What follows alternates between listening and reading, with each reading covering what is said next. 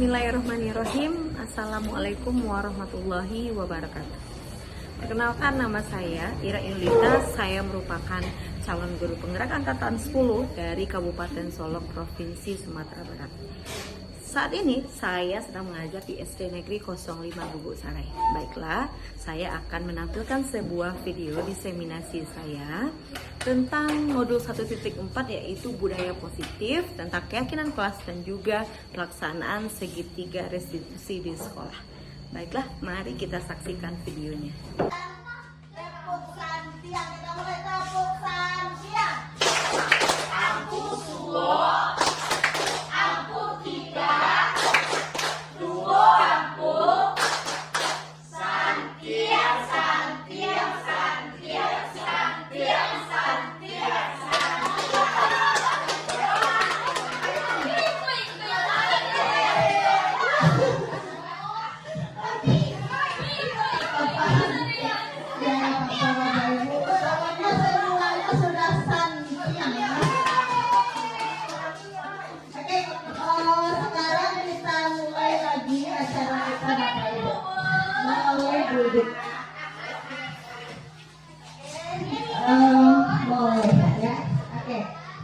Sekarang kita awali dengan membaca basmalah.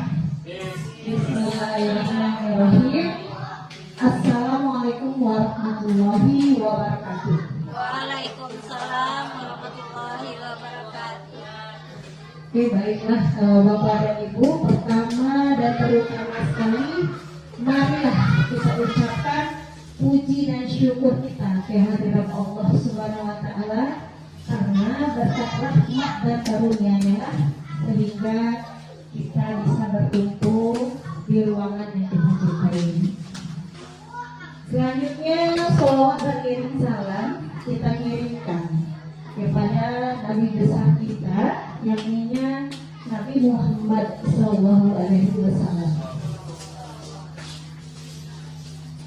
yang sama-sama kami hormati Ibu Kepala Sekolah SD Negeri 05 Gubuk Sarai, serta yang sama-sama kami hormati Bapak dan Ibu Majelis Guru SD Negeri 05 Gubuk Sarai.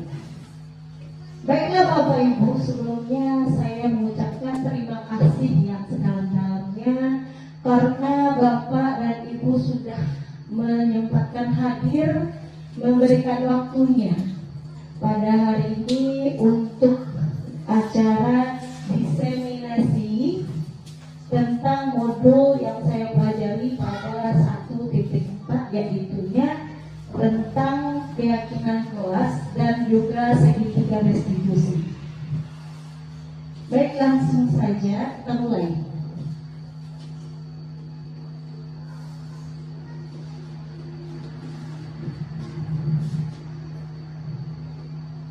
Nah, kita mulai dari perkenalan diri.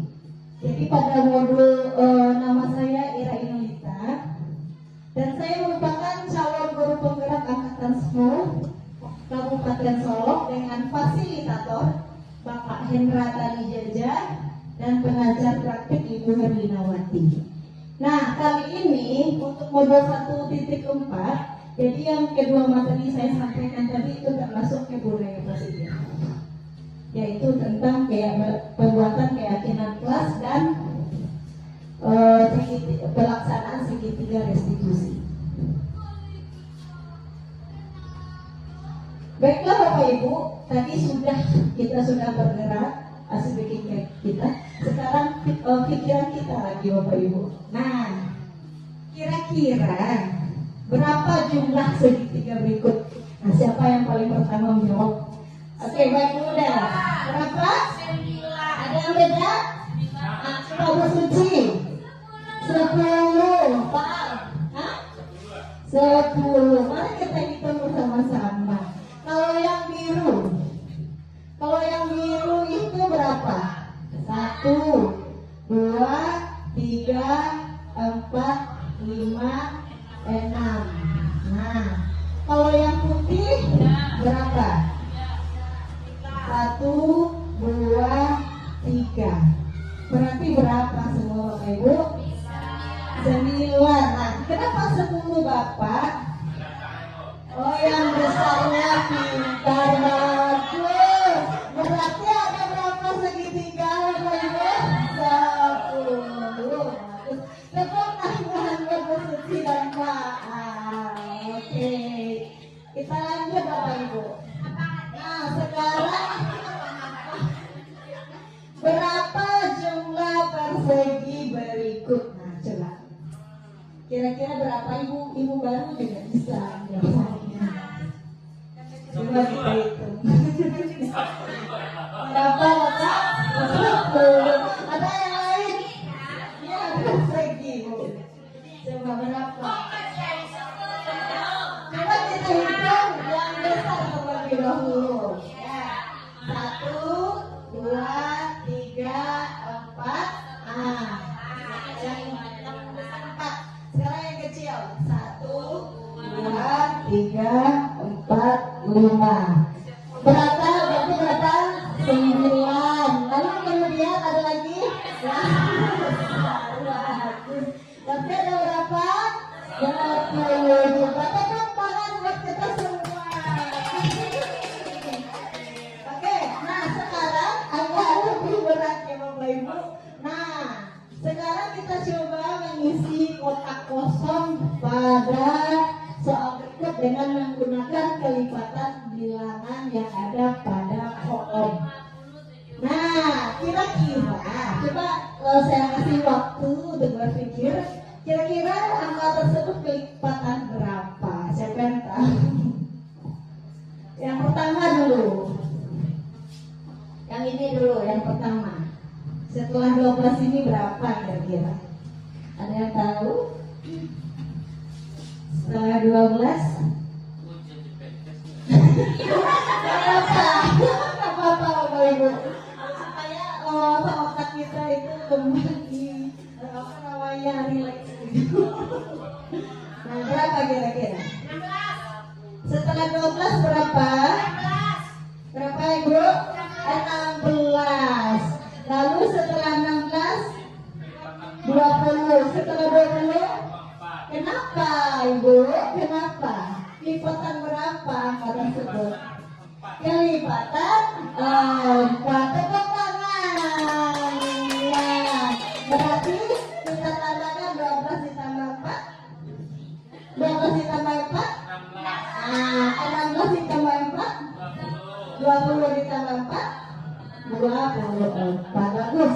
Nah, jadi kemudian kita lihat yang nomor 2 lagi. Kira-kira apa jawabannya ini Bapak Ibu? 20. Betul Bapak Ibu? Nah, berarti ini lipatan berapa? Nah, ditambahkan berapa berarti? Bukan lipatan ini ya, berarti ini adalah apa namanya? Nah ya, ditambah dengan 7. 6 ditambah 7 13. 13 ditambah 7 20. Ditambah 7 27. Oke, langsung aja kita ke nomor 3. Nah, yang ini bagaimana kira-kira?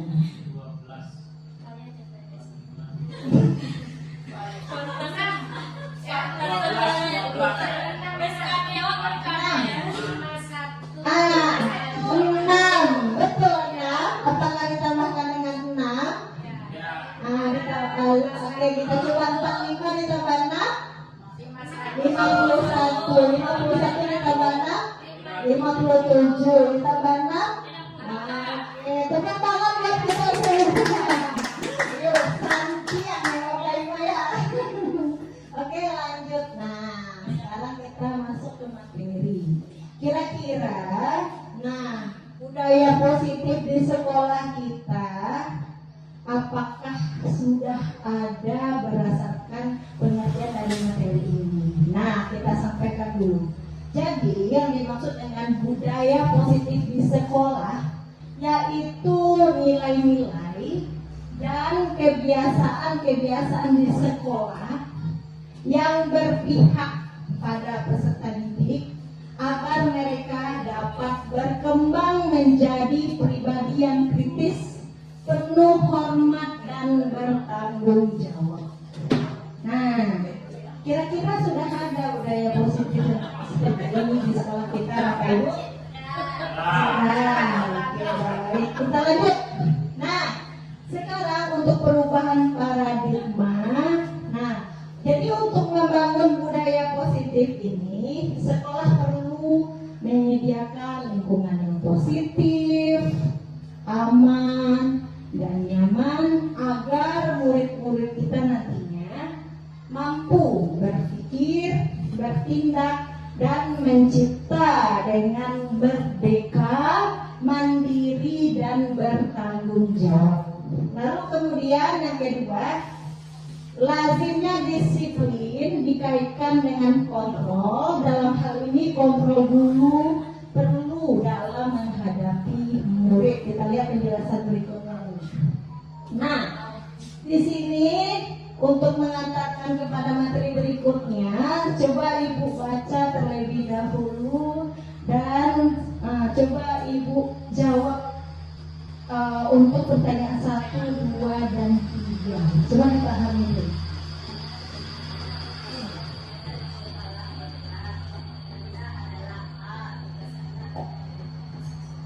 Nah, coba langsung dicobakan. Jadi Anda adalah A, tugas Anda adalah mengeluarkan salah satu tangan Anda. Nah, coba Anda bayangkan bahwa Anda menyimpan sesuatu yang sangat berharga di dalam tangan Anda. Ya, misalnya emas Bu Sinta, ya, nah, kita simpan di dalam apa namanya dalam kita. Harga lah Bu Sinta, emas. Nah, lalu kemudian Anda perlu menjaga benda tersebut sekuat tenaga Anda karena begitu pentingnya untuk kehidupan Anda. Nah, lalu rekan Anda, yang saja di sebelah Anda, mencoba dengan segala cara untuk membuka kepalan tangan Anda. Bisa dibayangkan itu Bapak Ibu? Nah, bisa teman Anda itu yang benar membujuk, ya, dibujuk. Bisa juga dengan menghadik atau mengintimidasi, memarahi, menggoda, menggelitik, bahkan menawari Anda uang agar Anda bersedia membuka kepalan tangan Anda. Nah, kemudian Anda juga nanti cobalah lakukan kegiatan, cobalah buka di atas dengan B secara bergantian. Jadi setelah Anda yang jadi A, nanti teman Anda yang jadi A, gitu. Pak, maksudnya Bapak Ibu? Nah, cobakan Bapak Ibu dengan partner yang tidak punya partner, tak apa dibayangkan saja terlebih dahulu.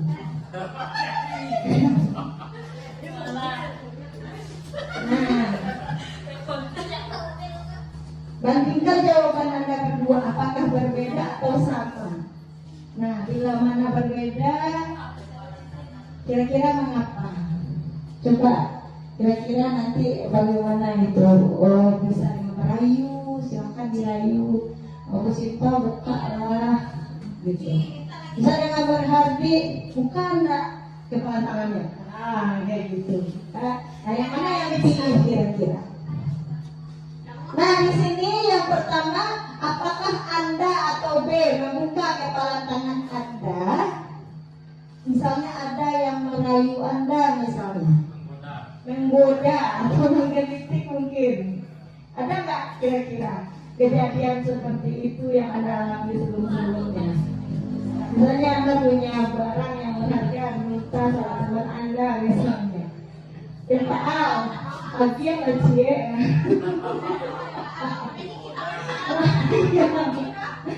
Oke. Nah, kira-kira nanti apakah Anda atau B membuka kepala tangan Anda? Nah, kalau dibawakan dengan kehidupan kita, misalnya kita misalnya makanan. Ini makanan itu memang kita sukai banget dan dia sedikit tinggalnya gitu. Lalu kita juga mau misalnya ya. Nah, lalu bagaimana? Mungkin macam-macam kan? Ada dengan darah. Iya, seperti itu. Nah, kira-kira mengapa apa? Apa alasan Anda untuk membuka kekebalan tangan Anda? Kalau dari cerita tadi kira-kira kenapa? Mungkin karena butuhkan, mungkin karena takut, ya kan Bapak Ibu? Karena terpaksa, betul atau tidak? Nah iya, nah, itu. Jadi sama yang nomor juga seperti itu. Apakah Anda atau pengen untuk kepala tangan Anda berarti Anda gitu? Kalau tidak akan, walaupun orang merayu apapun tidak akan membuka tangan saya. Karena juga kita seperti itu mempertahankan apa yang kita punya, ada seperti itu. Atau bahkan, jadi di sini, jadi kadang-kadang di dalam kehidupan kita pernah mengalaminya secara tidak sadar atau tidak sengaja. Ya, jadi ketika kita punya barang yang berharga bagi kita, apapun bentuknya, nah kadang-kadang kita ada terayu sama orang. Terayu itu bisa jadi mungkin karena takut, karena terpaksa, atau memang ikhlas dari hati memberikannya. Nah, karena kasihan ya. Atau memang ada juga kita memang nggak mau apapun ya, mau di mau dipukul, mau dihardik ya, tidak akan gitu. Betul atau tidak Bapak Ibu pernah ya? Nah itu. Jadi maksudnya di sini dalam kegiatan ini, pertanyaannya itu sesungguhnya siapa kira-kira yang memegang kendali atau kontrol untuk membuka atau menutup kepala tangan ini? Kira-kira siapa? Apa Bu? Guru. Lalu ada yang lain? Kira-kira siapa? Siapa yang memegang? Kalau di sekolah berarti bisa guru? Bisa. Jadi kehidupan sehari-hari kita setiap individu atau setiap orang itu bisa jadi pemegang kontrol atau kendali. Nah, kita lanjutkan. Sekarang kita masuk dulu tujuan pendidikan menurut Bapak KHD. Siapa itu KHD Bapak? Ki Hajar Dewantara. Siapa Bapak Ki Hajar Dewantara? Bapak pendidikan kita.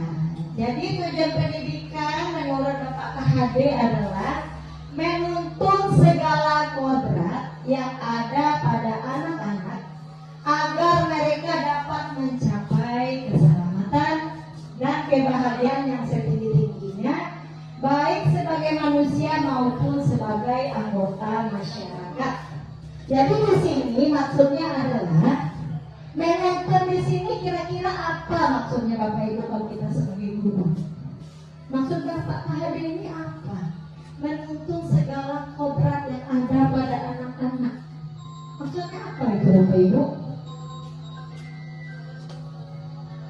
Apa kira-kira? Oleh sebab itu pendidik itu hanya dapat menuntun tumbuh atau hidupnya kekuatan kodrat yang ada pada anak-anak agar dapat memperbaiki lakunya, bukan dasarnya hidup dan tumbuhnya kekuatan kodrat anak. Kira-kira apa maksud menuntun ini? Siapa yang bisa memberikan pendapatnya? Menuntun ini bagaimana menurut Bapak KHD ini kira-kira sebagai seorang pendidik? Menuntun. Ada yang punya pendapat? Apa Pak? Budaya apa kira-kira maksudnya itu?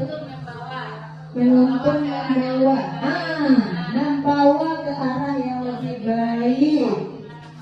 Iya, terima kasih Ibu, bagus.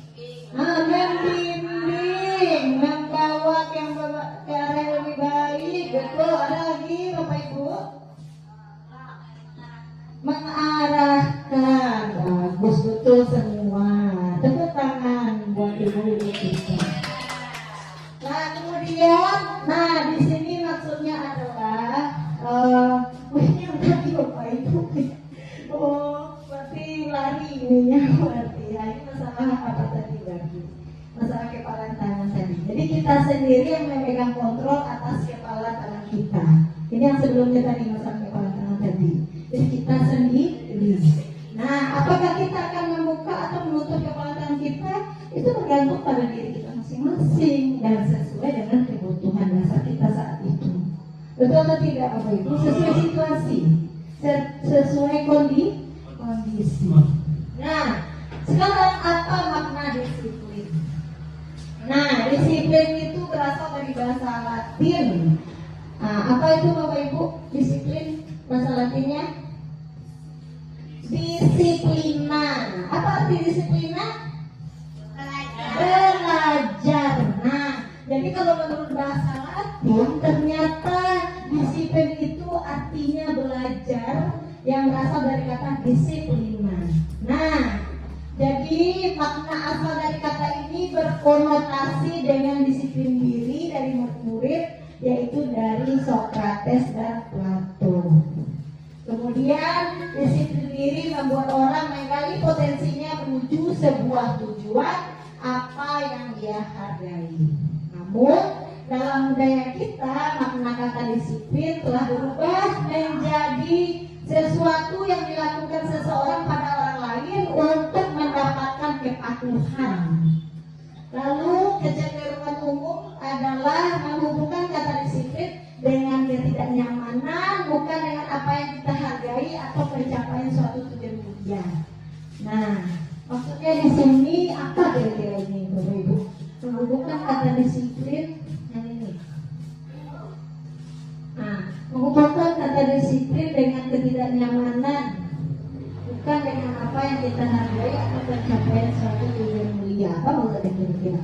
Kecenderungan umum ya. Jadi ini bukan berarti ini benar, tapi maksudnya pada kenyataannya ternyata kecenderungan umumnya adalah menghubungkan kata disiplin dengan ketidaknyamanan, bukan dengan apa yang kita hargai atau pencapaian suatu tujuan mulia. Kira apa maksudnya? Nah, biasanya kalau kita menegakkan satu disiplin, nah masih ada yang melanggar atau tidak Bapak Ibu? Nah, seperti itu. Berarti mungkin mereka masih belum merasa nyaman dengan disiplin yang kita tegakkan tersebut. Betul atau tidak Bapak Ibu? Contohnya saja, setiap hari Senin memakai atribut lengkap. Betul atau tidak? Nah, disuruh pakai topi tidak dipakai. Berarti mereka tidak nyaman. Nah, seperti itu kira-kira. Lalu kemudian di sini juga katanya disiplin adalah kemampuan memerintah diri sendiri dalam mengontrol dan menguasai diri untuk memilih tindakan yang mengacu pada nilai-nilai yang kita hargai dengan penuh tanggung jawab tanpa terperintah orang lain. Nah, lalu kemudian, ini adalah nilai-nilai kebajikan yang ingin dicapai oleh setiap anak Indonesia yang kita kenal dengan profil pelajar Pancasila. Jadi ada berapa ini Bapak Ibu? Ada 6. Jadi ada 6 nilai-nilai kebajikan yang ingin dicapai oleh profil pelajar Pancasila. Nah, yang pertama itu adalah beriman dan bertakwa kepada Tuhan yang Maha Esa dan berakal mulia. Yang kedua mandiri, yang ketiga bernalar kritis, yang keempat berkelindahan global, yang kelima bergotong royong, yang terakhir adalah kreatif. Nah, di sini kita juga belajar tentang teori motivasi perilaku manusia. Nah, yang pertama adalah untuk menghindari ketidaknyamanan atau hukuman apa yang akan terjadi apabila saya tidak melakukannya. Jadi maksudnya di sini ini termasuk motivasi eksternal. Jadi maksudnya ketika kita menegakkan suatu peraturan misalnya, jadi ada ketidaknyamanan, jadi ada keterpaksaan gitu, bukan dari diri kita sendiri. Jadi kita itu misalnya kayak kita datang tepat waktu ke sekolah misalnya. Jadi mungkin karena takut kena tegur, seperti itu. Berarti itu adalah motivasi eksternal. Nah, Bapak Ibu, lalu kemudian untuk mendapatkan imbalan dari orang lain atau institusi, dari institusi yang akan saya dapatkan apabila saya melakukannya. Mungkin karena nanti ada penghargaan untuk guru yang datang misal gitu. Mungkin dari reward gitu ya, ada imbalannya. Itu juga termasuk yang motivasi eksternal dari luar diri kita. Lalu kemudian yang ketiga, untuk menghargai diri sendiri. Saya akan menjadi orang yang seperti apa bila saya melakukannya. Berarti kita itu sudah masuk kayak motivasi internal, berarti dari diri kita sendiri. Nah, lalu kemudian, untuk kebutuhan dasar manusia itu ada 5. Yang pertama adalah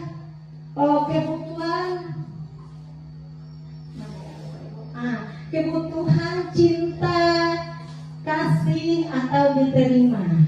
Apa maksudnya kira-kira? Betul atau tidak ada kita membutuhkan cinta, kasih atau perasaan diterima oleh orang lain di lingkungan kita? Ada. Lalu kemudian penguasaan, lalu kesenangan, lalu kebebasan dan survival. Itu maksudnya adalah bertahan hidup. Itu.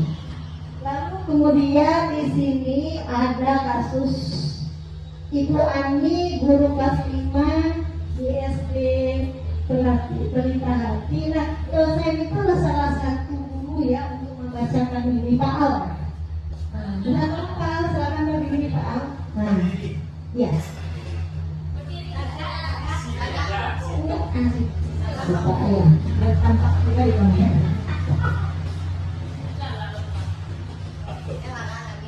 Ibu Ani, guru kelas 5 di SD Pelita Hati, sedang bingung menghadapi ulah salah satu murid di kelasnya, Agus. Beberapa anak mengandalkan dan mengeluhkan Agus yang seringkali meminta bekal makan siang mereka dengan paksa. Jika Anda menghadapi situasi seperti Ibu Ani, apa yang akan Anda lakukan? Menurut Anda, kira-kira apa alasan Agus melakukan hal itu? Terima kasih kita ucapkan kepada Pak. Ada pertanyaan buat Pak. Nah, kira-kira siapa yang bisa menjawab? Jika Anda menghadapi situasi seperti Ibu Ani ini, apa kira-kira yang Bapak Ibu lakukan? Apa Bu? Memanggil si Agus. Ya, lalu kemudian Bu? Dan bertanya mengapa dia melakukan hal seperti itu. Tepuk tangan buat Ibu Rawat itu. Yang lain Bu Nel, apa kira-kira? Oh sama. Ada yang beda Bapak Ibu? Ada yang beda? Apa yang Ibu lakukan selama ini kira-kira? Kalau seandainya ada salah satu murid Ibu atau Bapak yang seperti Agus ini. Nah, mungkin yang biasa kita lakukan betul seperti kata Ibu Kepala Sekolah tadi, kita panggil dan kita tanyakan mengapa dia melakukan hal tersebut. Nah, kira-kira menurut Anda, kira-kira apa alasan Agus melakukan hal itu? Ini berdasarkan pengalaman kita, Bapak Ibu. Kira-kira apa? Iya, Bu Sinta. Mungkin dia tidak membawa bekalnya, tidak pernah menemui hal yang ini. Apa Ibu? Sudah pasti dia tidak bawa. Iya, bawa. Dari rumah tidak ada. Iya betul. Jadi bekal dari rumah itu tidak ada. Apa Ibu? Iya. Tadi uang jajannya tidak ada, itu tidak dikasih oleh orang tua Bagus. Terima kasih atas partisipasinya. Nah, jadi di sini dalam konteks penerapan disiplin positif, Ibu Ani sebaiknya mencari tahu. Nah, tapi sudah sesuai ya dengan apa Bapak Ibu bilang tadi. Alasan Agus melakukan tindakan tersebut, agar mengetahui kebutuhan mana yang sedang berusaha dipenuhi Agus. Nah, contohnya saja, ini ada beberapa alternatif jawaban Agus. Apabila jawaban Agus karena ia lapar dan orang tuanya tidak membawakan bekal makan siang seperti yang kita bahas tadi ya Bapak Ibu. Nah, kebutuhannya berarti bertahan hidup. Survival tadi bahasa Inggrisnya survival.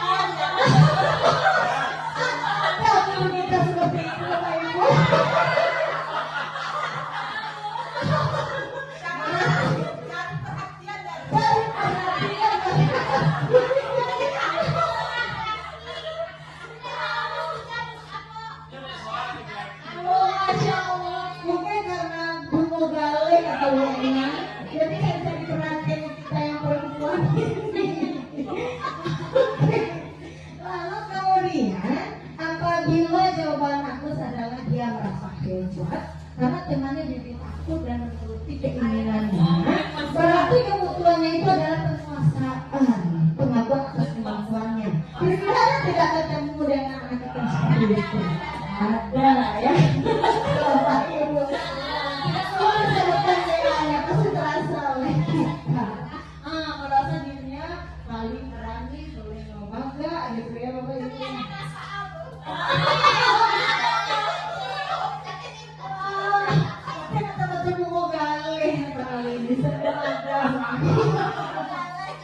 Kalau kemudian, nah ini lagi Bapak Ibu, apabila jawaban Agus karena dia merasa bosan dengan bekal yang dibawakan ibunya, karena selalu membawa bekal yang sama, berarti kebutuhannya adalah kebebasan, ya. Disebutkan akan yakin dia udah bosan, mungkin telur aja atau ayam aja gitu. Kenapa sama yang orang lain? Paling seperti itu, Pak.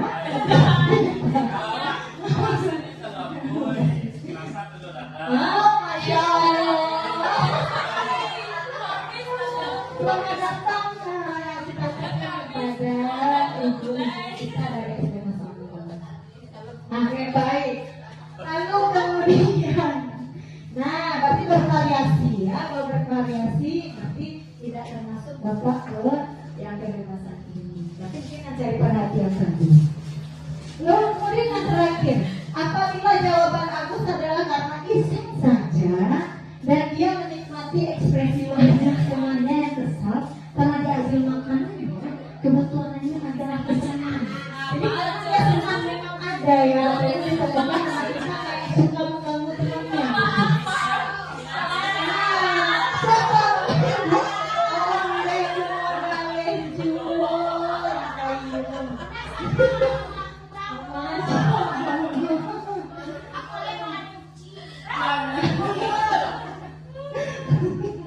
Oke, iya betul. Berarti termasuk kebutuhannya adalah kesenangan.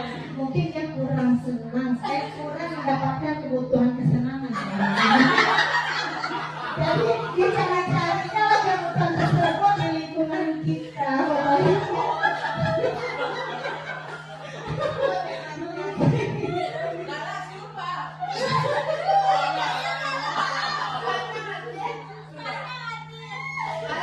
Nah, kita lanjutkan. Kebutuhan dasar sudah, kita lanjut saja ya Bapak Ibu ya. Ibu yang dari SMA. Oke, nah di sini ada 5 posisi kontrol guru ya, yang harus kita ketahui. Ada di sini posisi pembuku, panduan merasa bersalah, ada yang sebagai teman, sebagai pemantau, dan sebagai manajer. Nah, kira-kira Bapak Ibu sudah kontrolnya itu sudah sampai di mana? Coba jujur Bapak Ibu. Sampai di mana itu kira-kira? Sebagai teman, Bapak Ibu. Udah hebat Bapak ya. Sudah sampai ke tahap teman. Saya sendiri, saya akui sebelumnya susah, mungkin ada juga Bapak Ibu, tapi sudah mulai kurang. Sebelumnya saya termasuk ke penghukum dan terbuat merasa bersalah. Contoh penghukum ini seperti apa? Seperti apa contohnya? Memberikan hukuman ke apa kan kira-kira tidak memberikan hukuman? Misalnya anak tidak buat PR itu kita kasih hukuman. Apa kira-kira bentuk hukumannya Ibu? Misalnya kita diberi Berdiri. Iya betul. Iya betul Ibu. Kalau dari Ibu Mala apa kira-kira? Yang mana ini? Kayaknya Bu Mala itu kalau dilihat dari mukanya sudah sampai ke mana?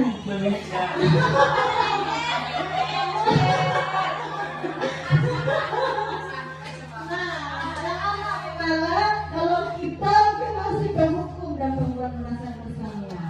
Nah, kira-kira Bu Mala sudah sampai ke mana? Masih sama gitu. Jadi kita masih belajar ya Bapak Ibu. Bisa nanti kita bisa sebagai teman bagi anak kita, pemantau dan manajer. Lalu kemudian, nah di sini ada perbedaan antara peraturan dan keyakinan kelas. Nah di sini apa kira-kira beda peraturan dan keyakinan kelas? Coba kita lihat dulu sebelum kita kita lihat ya apa perbedaannya, kita lihat dulu tulisan yang ada di kolom tabel. Nah ini selalu kembalikan buku ke tempatnya. Nah itu termasuk keyakinan kelas yang bertanggung jawab. Dilarang mengganggu orang lain, itu termasuk menghormati orang lain. Hadir selama 15 menit sebelum pembelajaran dimulai, itu termasuk menghormati orang lain dan berkomitmen. Kalau dilarang melakukan kekerasan, tapi termasuk keselamatan dan menghormati orang lain. Dilarang menggunakan narkoba, itu kesehatan. Bergantian atau menunggu giliran, berarti menghormati orang lain dan bersabar. Menggunakan masker untuk kesehatan dan keselamatan. Jangan berlari di kelas atau koridor, keselamatan atau keamanan. Nah sebelumnya saya tanya dulu, apakah Bapak Ibu sudah pernah membuat peraturan atau keyakinan kelas atau kesepakatan kelas? Apakah sudah Bapak Ibu? Nah bagus Bapak Ibu. Jadi memang penting harus ada. Nanti tahun ajaran baru itu kalau bisa memang sudah ada ya Bapak Ibu yang kesepakatan kelas. Nah iya, lalu kalau bisa nanti kita tempel juga di kelas kita biar ingat ya, biar tampak oleh siswa-siswa itu. Ya, nah kemudian kita lanjut, kita kembali ya. Nah kita kembali lagi dulu ke posisi kontrol tadi Bapak Ibu. Coba perhatikan. Nah misalnya di sini ada guru pertama yaitu dia sebagai penghukum. Nah biasanya kalau penghukum itu biasanya tindakan yang dilakukan memarahi, mengkritik, menyakiti, melakukan tindakan kekerasan, misalnya alat itu baru pokero. Kemudian kalau perkataan, nah itu biasanya kalau kamu titik-titik, bapak atau ibu akan apa itu contoh kalimat yang kira-kira Bapak Ibu. Nah, kalau kamu nakal, Bapak Ibu. Kalau kamu nakal, Bapak Ibu akan menapar kamu. Nah, seperti itu. Lalu kemudian, nah mungkin nanti akibatnya murid tidak peduli dengan gurunya atau tugas di sekolahnya. Lalu pola perilakunya nanti bisa melanggar yang berulang sebagai bentuk perlawanan. Lalu kemudian makanya Bapak Ibu itu aja orangnya terus yang kita atur. Nah tuh. Lalu kemudian di sini berarti motivasi yang berkembang sesuai dengan pelajaran kita sebelumnya tadi. Ternyata motivasi itu baru ekstrinsik takut gitu, ya. Jadi tidak ada dari diri mereka. Lalu kemudian seandainya guru yang kedua itu adalah membuat rasa bersalah, biasanya dengan mendiamkan, ya. Lalu menceramahi dan membuat rasa bersalah. Biasanya perkataannya seperti ini. Bapak itu kecewa sama kamu. Kalau orang tuamu tahu bagaimana? Seharusnya kamu tahu. Nah, susahnya orang tua kamu bla. Nah, itu. Jadi kalau seperti itu ternyata akibatnya murid merasa dia memang bodoh atau nakal. Lalu kemudian untuk pola perilakunya dia nanti ada rasa rendah diri, kurang percaya diri, cemas dan khawatir untuk kesalahannya, untuk melakukan kesalahan. Jadi motivasi yang pertama itu masih ekstrinsik. Lalu kemudian kalau guru ketiga sebagai teman itu membuat pemakluman, contohnya lakukan demi bapak atau ibu, lakukan demi orang tua kamu, lihat orang tua kamu, jadi kita lakukan. Jadi di sini merasa gurunya adalah teman yang bisa memaklumi kesalahannya dan nanti mereka tidak akan mengulanginya lagi. Mungkin nanti kita beri nasihat-nasihat, kita kasih contoh-contoh. Lalu kemudian untuk pola perilakunya nanti mereka menjadi lemah, tergantung cenderung menunggu biasanya. Lalu kemudian nanti masih motivasi ekstrinsik. Lalu kemudian guru keempat yaitu sebagai pengawas, pemantau itu sama dengan pengawas. Nah, jadi memantau dan mencatat. Jadi misalnya kita di dalam kelas, nah kita lihat apa yang dilakukan, lalu kita catat.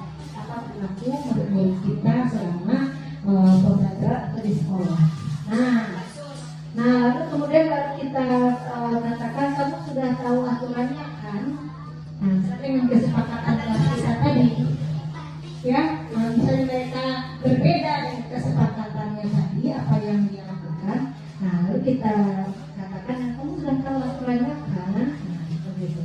Lalu akibatnya nanti murid mempertanyakan konsekuensi perbuatannya.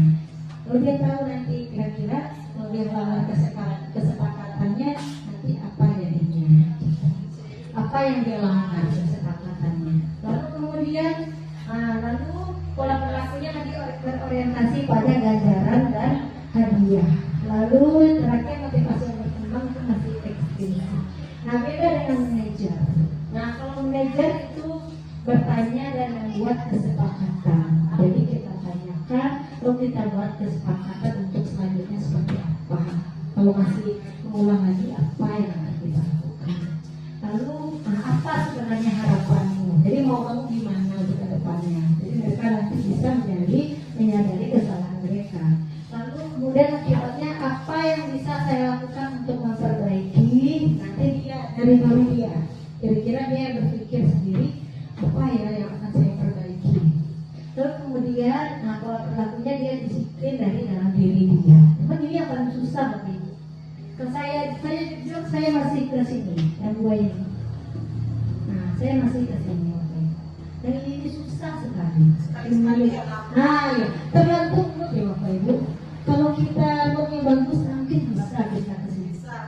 Tapi kadang-kadang kalau kita moodnya gara-gara nasi ke sini, betul tidak Bapak Ibu? Nah, seperti itu. Nah, di sini ada pernyataan. Nah, saya kecewa sekali dengan kamu. Jadi ini adalah membuat orang merasa bersalah ternyata Bapak Ibu. Lalu kamu tidak pernah benar melakukannya, itu kan hukum. Itu contoh kata-katanya. Ayolah lakukan dari ibu atau bapak. Nah, itu sebagai teman. Apakah kamu mau mendapatkan sikap riba hari ini? Jadi kayak kita kasih reward atau iming-iming, itu adalah penantang. Lalu bagaimana kamu bisa menyelesaikan masalah ini? Nah, itu manajer. Tapi kita tanyakan ke diri mereka. Lalu kamu selalu yang paling terakhir itu adalah berhukum. Nah, sekarang ada ruang lingkup budaya positif. Nah, ini kebetulan foto kita bersama kemarin Bapak Ibu. Nah, jadi budaya positif itu nanti dia menurunkan lingkungan positif. Lalu di lingkungan positif itu nanti kita juga membuat keyakinan kelas dan peraturan kelas. Nah, jadi di sini keyakinan kelas bisa kita ambil kesimpulan adalah nilai-nilai kebajikan atau prinsip-prinsip universal yang disepakati bersama secara universal lebih lepas dari latar belakang suku, negara, bahasa maupun agama. Kemudian menurut dosen tahun 1998, suatu keyakinan akan lebih memotivasi seseorang dari dalam atau prinsip. Seseorang akan lebih bersemangat untuk menjalankan keyakinannya daripada hanya sekedar mengikuti serangkaian peraturan. Nah, seperti itu. Nah, kemudian kita lanjutkan untuk pembentukan keyakinan kelas. Itu biasanya bersifat abstrak daripada peraturan dan dia lebih rinci dan konkret. Untuk peraturan biasanya lebih rinci dan konkret. Kalau keyakinan kelas itu bersifat abstrak. Misalnya peraturan, kalau yang keyakinan kelas misalnya bertanggung jawab, betul tidak Bapak Ibu? Nah, berarti untuk yang peraturannya misalnya meletakkan barang pada tempatnya, itu dia lebih rinci. Nah, lalu kemudian keyakinan kelas biasanya berupa pertanyaan-pertanyaan yang universal atau umum. Lalu pernyataan keyakinan kelas senantiasa dibuat dalam bentuk positif biasanya. Ya Bapak Ibu, apa contohnya kayak salah satu keyakinan kelas tadi? Misalnya berdoa sebelum pembelajaran dimulai misalnya. Ya Bu, kalau yang negatifnya kan tidak berdoa. Nah, tapi yang kita buat adalah kalau bisa yang positifnya. Lalu kemudian keyakinan kelas sebenarnya tidak terlalu banyak sehingga mudah diingat dan dipahami. Yang apa aja dulu? Apa kira-kira yang bisa kita sepakati terlebih dahulu yang paling penting, yang paling ajar gitu, Bapak Ibu. Nah, kemudian semua warga kelas sebenarnya ikut berkontribusi diskusi dalam membuat kegiatan kelas lewat curhat pendapat. Jadi mungkin kita bisa diskusi atau bermusyawarah dengan anak-anak kita nantinya di kelas. Lalu kemudian yang terakhir, bersedia meninjau kembali keyakinan kelas dari waktu ke waktu. Jadi untuk pembelajaran bagi kita. Jadi apa yang bisa dilanjutkan, apa yang perlu dirubah. Gitu. Lalu kemudian ini contohnya yang tadi ya Bapak Ibu, bisa juga buat yang baru datang. Jadi misalnya peraturannya selalu kembalikan buku ke tempatnya, berarti tanggung jawab. Dilarang mengganggu orang lain, berarti menghormati orang lain juga. Hadir di sekolah 15 menit sebelum pembelajaran dimulai, menghormati orang lain, komitmen pada tujuan. Dilarang melakukan kekerasan, berarti keselamatan. Dilarang menggunakan narkoba, kesehatan. Nah ini sampai ke bawah, kita bahas juga tadi. Nah, berarti nanti bisa Bapak Ibu desain kesepakatan kelas setelah didiskusikan, sudah didapatkan. Nah nanti bisa Ibu buat bisa dengan kreativitas kita masing-masing. Ya, boleh pakai apa namanya kapal manila, nanti ditempel-tempel dengan atau warna-warni atau apa lagi Bapak Ibu? Origami, terserah ya Bapak Ibu ya, nanti bisa diaplikasikan sesuai dengan kreativitas Pak dan Ibu masing-masing dengan anak-anaknya nanti di kelas. Lalu kemudian untuk keyakinan kelas itu saja kita masuk ke segitiga restitusi sekarang, masih berhubungan juga sebelumnya dengan yang sebelumnya tadi. Nah, apa yang dimaksud dengan segitiga restitusi, atau Bapak Ibu sudah pernah mendengar sebelumnya dengan segitiga restitusi? Sudah? Belum? Nah, jadi segitiga restitusi itu proses menciptakan kondisi bagi murid untuk memperbaiki kesalahan mereka sehingga mereka bisa kembali pada kelompok mereka dengan karakter yang lebih kuat. Tapi kalau dikontrol itu sudah terkejar kita berarti. Nah, jadi memang ujung-ujungnya kalau saya lihat dari pembelajaran ini kita diarahkan ke mengejar Bapak Ibu. Iya. Nah, jadi ini berarti. Jadi kita nanti diminta untuk prosesnya menggunakan segitiga restitusi. Nah, jadi nanti tujuannya, melalui restitusi guru ini dapat membantu murid menjadi lebih memiliki tujuan disiplin positif serta memulihkan dirinya setelah berbuat salah. Lalu yang kedua, membantu murid untuk jujur pada diri sendiri dan mengevaluasi dampak dari kesalahan yang dilakukan, lalu memberikan penawaran bukan paksaan. Nah, ini contoh segitiganya. Jadi ada 3 Bapak Ibu. Yang pertama itu kita menstabilkan identitas, lalu validasi tindakan yang salah, lalu menanyakan keyakinan. Nah, ini pertanyaan-pertanyaannya. Kamu tentu punya alasan mengapa melakukan itu.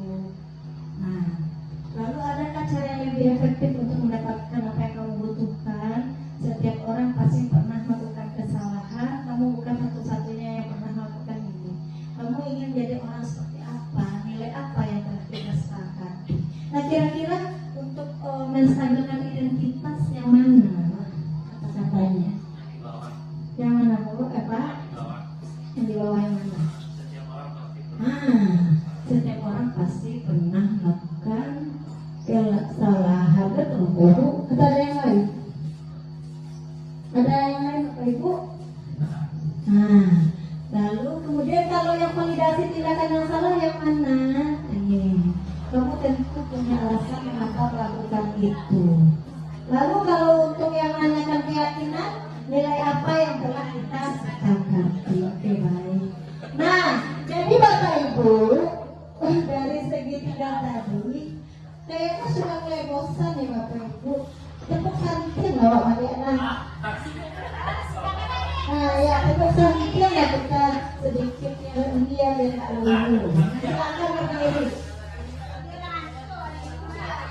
Untuk kita ya. Oke, jadi kita sepakati rasanya berapa bagusnya Ibu, Bapak?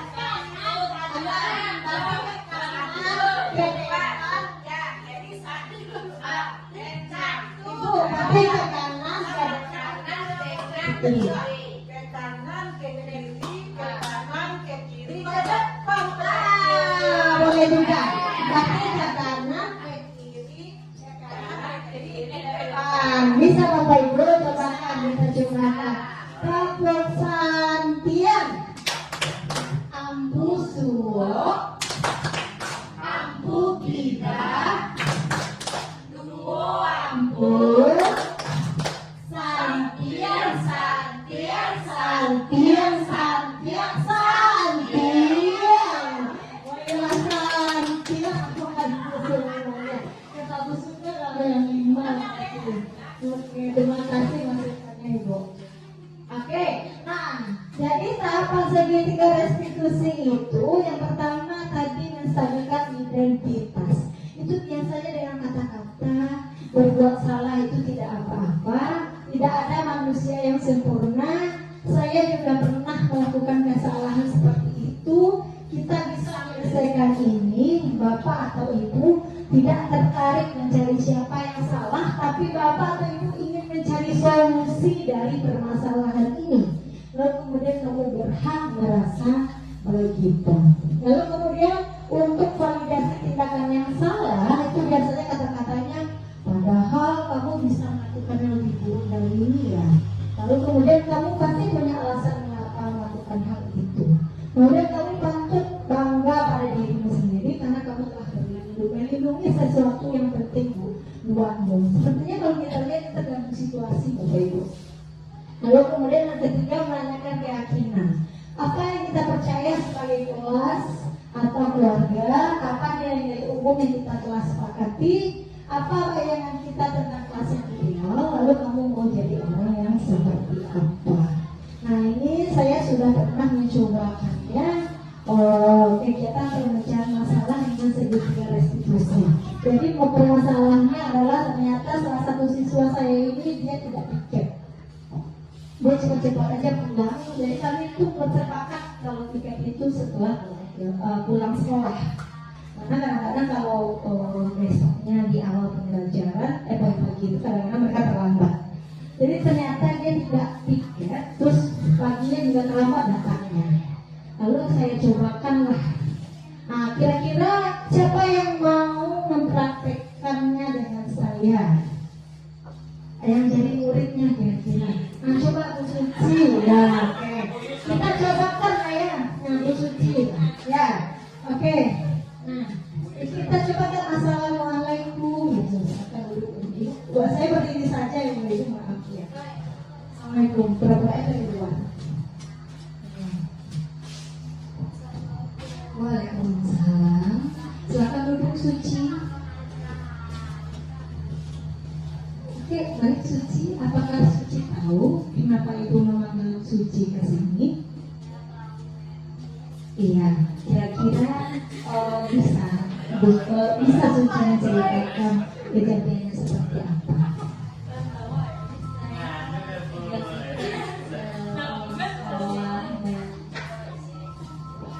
Baik Suci, sebenarnya setiap kita itu pernah melakukan kesalahan. Termasuk Ibu, waktu Ibu sekolah, Ibu juga pernah mengalami hal seperti itu. Ibu tidak tiket pas bilangnya, karena Ibu ada alasannya.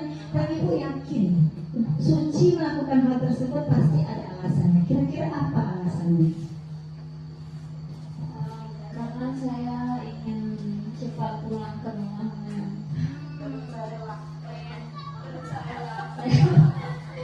Saya lapar banget. Oke, baik Suci. Nah, kira-kira Suci masih ingat tidak dengan kesepakatan kelas yang sudah kita buat sama Ibu? Iya, ada beberapa ya Suci ya. Nah, kira-kira dari beberapa kesepakatan kelas yang kita buat itu, kesepakatan yang mana yang Suci langgar? Rasa tanggung jawab. Bagus, rasa tanggung jawab. Oke. Nah, kira-kira apa solusi permasalahan ini untuk Bu Suci untuk ke depannya?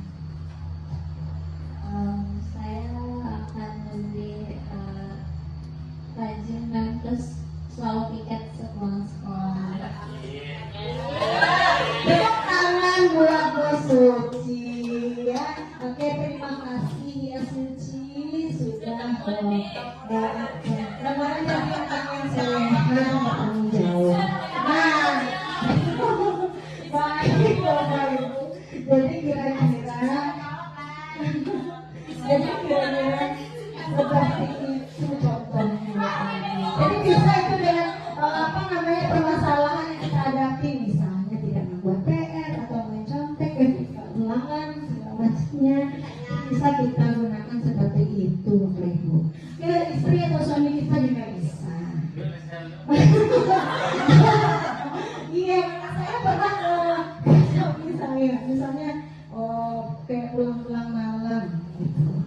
Iyo, orang apa pernah juga pulang malam model itu. Nah, tapi kira-kira kalau pulang malam model itu, nah, gue nak kesepian di rumah.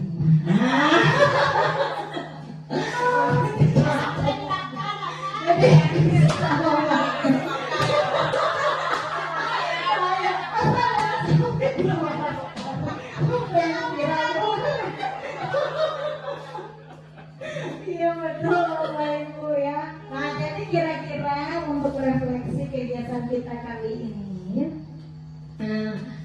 siapa yang bisa mewakilinya? Bu Sinta. Nah coba Bu Sinta silakan berdiri. Nah iya. Kebetulan Bu Sinta ini ada dua di kelas ini. Bu Sinta dengan Bu Komala Dewi ya, calon guru penggerak angkatan 11. Iya, kita ada Bu Sinta. Tepuk tangan buat Bu Sinta.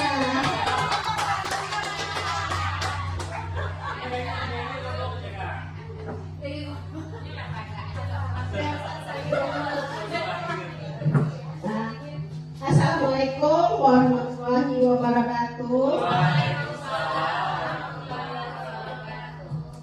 Baiklah, kita akan refleksi hari ini. Perasaan saya saat ini adalah senang ya, karena tidak belajar menjadi saktiam.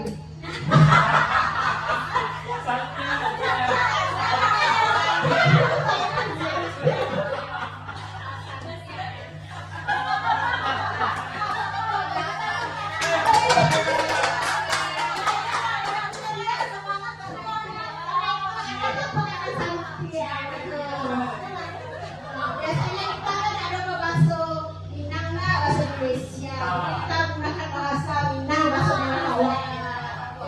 Yang kedua, setelah mengikuti materi pelimpasan atau diseminasi pada hari ini, saya jadi paham bahwa dengan adanya ini kita mengerti cara kita mendidik anak.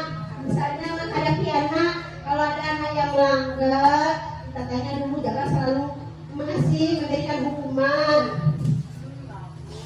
Nah, yang ketiga, target saya selanjutnya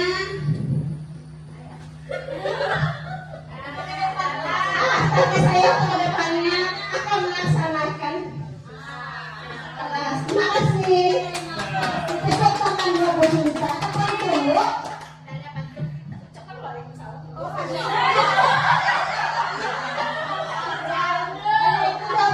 Assalamualaikum warahmatullahi wabarakatuh. Aduh lagu mau ngaliwat sih. Apa mau ngaliwat satu aja bisa kamu pro. Harus ditonjolkan. Lama soalnya Bapak Ibu. Assalamualaikum warahmatullahi wabarakatuh. Perasaan saya hari ini dari pagi tadi dari sana. Sudah acara pol ketika kelas. Nah, kemudian setelah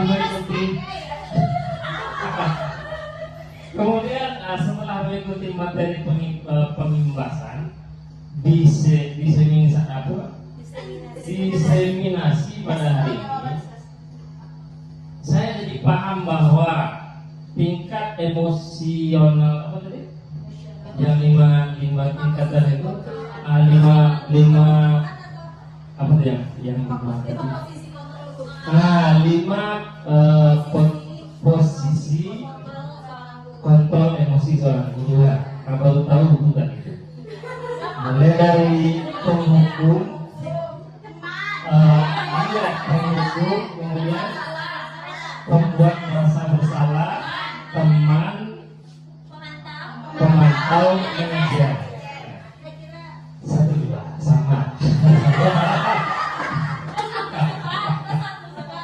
lebih sering satu. Nah, kemudian target selanjutnya tentu kalau sudah tahu seperti itu kita ulang selanjutnya. Tapi kemungkinan yang satu itu agak payah tinggal saja. Sesuai kondisi. Nah, itu sekian. Assalamualaikum warahmatullahi wabarakatuh. Nah, ada yang mau refleksi lagi Bapak Ibu, tidak ada? Sudah diwakilkan? Nah, berarti kalau sudah, nah, thank you for your attention. Terima kasih atas perhatiannya. Alhamdulillah. Baiklah Bapak Ibu, sekian acara kita hari ini, inseminasi budaya positif bersekolah. Semoga bermanfaat bagi kita semua. Amin amin ya rabbal alamin. Akhir kata, wabillahi taufiq wal hidayah. Wassalamualaikum warahmatullahi wabarakatuh. Silakan menikmati snacknya Bapak Ibu. Baiklah, mungkin itu saja tampilan video diseminasi pada modul 1.4 dari saya. Semoga bermanfaat untuk kita semua. Akhir kata, wabillahi taufiq wal hidayah. Wassalamualaikum warahmatullahi wabarakatuh.